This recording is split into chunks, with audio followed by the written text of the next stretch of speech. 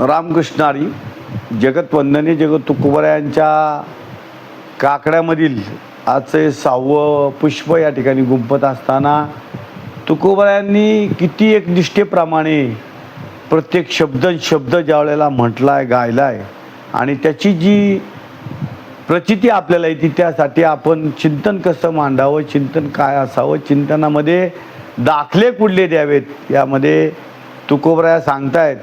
उठा पांडुरंगा प्रभात समयो पातला, उठा पांडुरंगा प्रभात समयो पातला, वैष्णवांचा मेळा गरुडी पायी दाटला, वाळवंटापासून महाद्वारापर्यंत सुरवळाची मांदी उभे जोडोनी हात, शुक सनकाधिक नारद तुंबर भक्ताच्या कोटी, कवाडा आडुनी पाहता जगजेटी, सुरवळाची विमाने गगनी दाटली सकळ, रखमाबाई माते वेगी उठला गणनीळ, रंभाधिक नाचती उभ्या जोडोनी हात, त्रिशूळ डमरू घेऊन आला गिरजेचा कांत, पंचप्राण आरत्या घेऊनी देवश्रिया येती, भावे ओवाळती राई रखमाईचा पती, अनंत अवतार घेती भक्ता कारणे, कनवाळू कृपाळू दिना लागे उद्धरणे,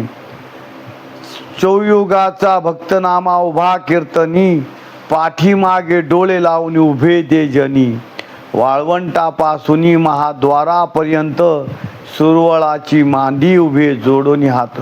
जगतवंदनीय जगत तुकोबराया ज्यावेळेला काकडा करत होते आणि काकड्याचं ही जी चरण ज्यावेळेला सर्व वारकरी दिनचर्यामध्ये प्रत्येक सकाळी भल्या पहाटे ज्यावेळेला पांडुरंगाचा काकडा म्हणत असतात, पांडुरंगाचं गुणगान गात असतात, त्यावेळेला उठा पांडुरंगा प्रभात समयो पातला, वैष्णवांचा मेळा गरुडी पायी दाटला.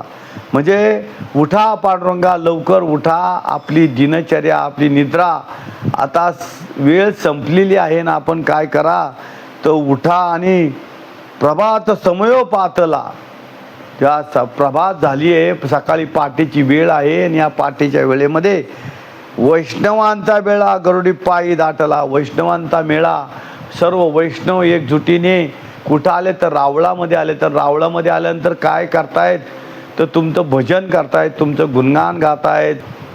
निर्माण झालेला असताना त्या चैतन्यामध्ये तुम्ही गात जागा प्रेम माखा विठ्ठला याप्रमाणे ती आहे. ज्या भक्तीचं चैतन्य त्या ठिकाणी तुम्ही करणार आहेत, भक्तिरूप तुम्ही एक होणार आहेत, ते वैभव तुम्हाला जर निहाळायचं असेल तर तुम्ही कुठे या तर गरुडी वैष्णवांचा मेळा गरुडी पायी दाटला, वाळवंटापासून महाद्वारापर्यंत. वाळवंटापासून म्हणजे वाळवंट कुठलं कशाला म्हटलेलं तर पंढरी नगरीमध्ये जी चंद्रभागा आहे तिथं वाळवंट आहे, त्या वाळवंटापासून तर महाद्वारापर्यंत म्हणजे गरुड ज्या चंद्रभागेच्या तिरी ज्या वेळेला भल्या पाठे तुम्ही आंघोळ करता, स्नान करसान आणि तिथपासून तर महाद्वारापर्यंत काय केलेले, सुरवळाची मांडी उभे जोडोनी हात. ती जी सुरवळाची मांडी आहे त्या ठिकाणी आलेले जे वैष्णव आहेत, वैष्णव वीर आहेत, जे भक्तजन त्या ठिकाणी आले, जे वारकरी आले, ते सर्वजण कसे आहेत ते उभे जोडोनी हात. ते सर्वजण जोडीने तुम्हाला नमस्कार करण्यासाठी, तुमचं दर्शन घेण्यासाठी, तुमचं रूप निहाळण्यासाठी स्वतः त्या ठिकाणी आलेत. आणि पुढं महाराज म्हणतात, शुक सनकाधिक नारद तुंबर भक्ताच्या कोटी. शुक सनकाधिक नारद, नारदाची गादी आहे, नारद त्या ठिकाणी तुंबर भक्ताच्या कोटी, भक्ताच्या कोटीचे कोटी भक्त त्या ठिकाणी कशासाठी आलेत तर तुमचं दर्शन घेण्यासाठी आले, तुमचा चेहरा, तुमचं रूप पाहण्यासाठी भक्तांची कोटीची कोटी लोक त्या ठिकाणी आलेत. आणि तुमचं कवाडो आरती पाहता जगजेटी, हे तुम्हाला फक्त पाहताना जगजेटी म्हटलेले, जगाचा मायबाप पाहण्यासाठी, ह्या जगाचा मायबाप कसा आहे हे पाहण्यासाठी कोटीच्या कोटी वारकरी, कोटीच्या कोटी भक्त त्या ठिकाणी आलेत. आणि पुढं महाराज म्हणतात, सुरवळाची विमाने गगनी दाटली सकळ.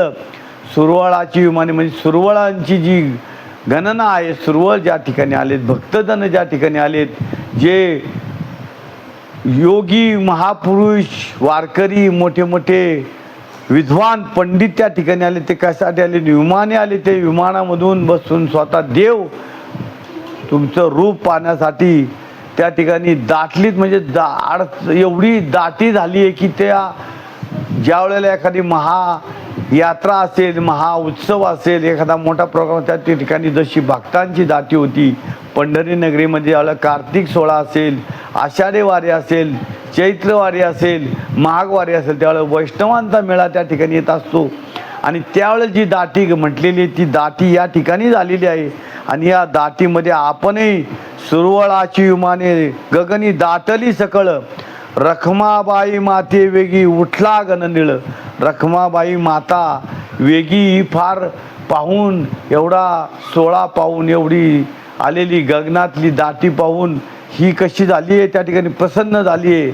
आणि ती सांगते की हा उत्सव ज्या वेळेला असेल, एखाद्या घरी जर एखादा प्रोग्राम असेल, त्यावेळेला त्या ठिकाणी आल्यानंतर मन जसं प्रसन्न होतं, आनंदित होतं, त्याप्रमाणे त्या ठिकाणी ती दाटी झालेली आहे असं महाराज सांगतायत. आणि पुढं सांगतायत, रांबाधिक नाचत्या उभ्या जोडोनी हात.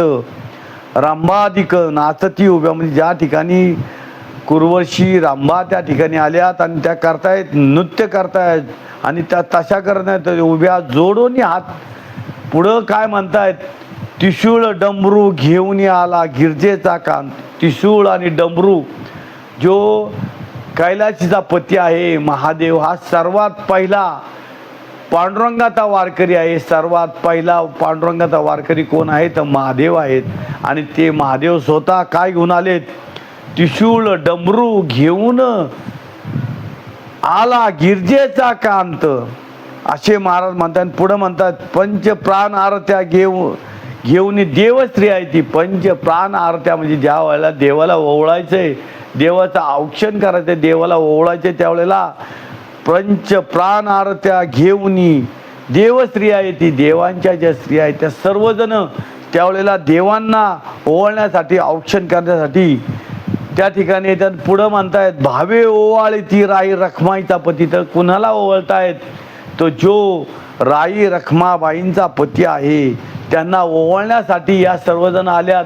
आणि त्या कशा आल्यात तर पंच प्राण आरत्या घेऊन देवस्त्रिया येती.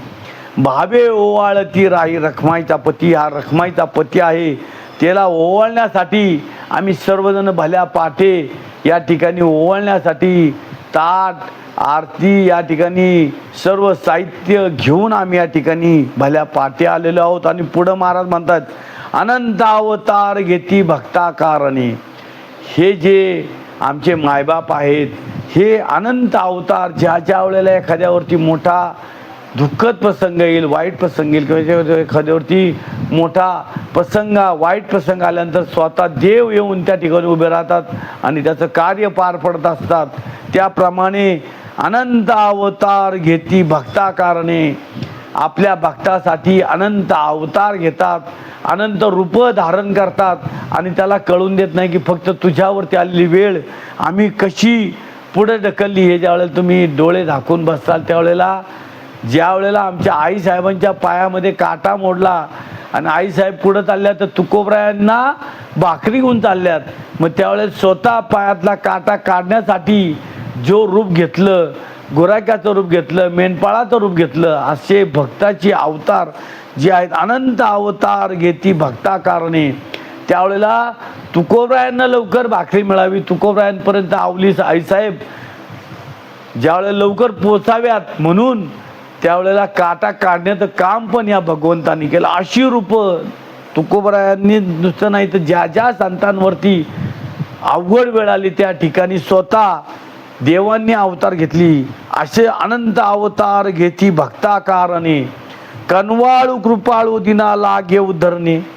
कनवाळू कृपाळू दिना लागे उद्धर. ह्या उद्धार करायचा आहे, या वारकऱ्यांचा उद्धार करायचा आहे, या संतांचा उद्धार करायचा आहे. आणि हे करण्यासाठी अनंत अवतार घेणारा हा आमचा भक्त आहे, हा आमचा मायबाप आहे. आणि या भक्ताच्या रूपासाठी, या भक्ताच्या ज्या वेळेला एखाद्या भक्ताच्या सेवेसाठी स्वतः देव येतात. त्यांची किती मोठी कृपा त्यांच्यावरती घडत असते. तुकोबराय सांगतायत, हे जे मला घडतंय ते काय या जन्माचं नाही. तुका म्हणे मज न घडता सेवा, पुर्य पुण्य ठेवा उडवला. काहीतरी गेल्या जन्माची पुण्याई मी केली आणि त्यामुळं मी या कुळात, ज्या वेळेला आपण सांगतो पवित्र ते कुळ पावन तो देश, ज्याचे हरीचे दास जन्म घेते, याप्रमाणे हा उद्धार करण्यासाठी मायबाप अनंत रूप घेऊन आमच्या सेवेसाठी या ठिकाणी आलेले. पुढं महाराज म्हणतात, चौयुगांचा भक्त नामा उभा कीर्तनी. चौयुगांचा भक्त, जो चौयुगांचा भक्त आहे नामदेव महाराज, हा ज्या वेळेला नामा उभा कीर्तनी म्हणजे ज्या वेळेला कीर्तन करत असतो, कीर्तनामधला आनंद मित्रांनो सांगून जाईल की ज्या वेळेला कीर्तन परंपरा ही पूर्वीपासून, देवाला काय आवडतं तर कीर्तन आवडतं, भजन आवडतं, त्याचं गुणगान आवडतं, त्याला नटणं आवडतं. आणि ज्या वेळेला चौयुगांचा भक्त नामा उभा कीर्तनी, पाठी मागे डोळे लावून उभे ते जननी.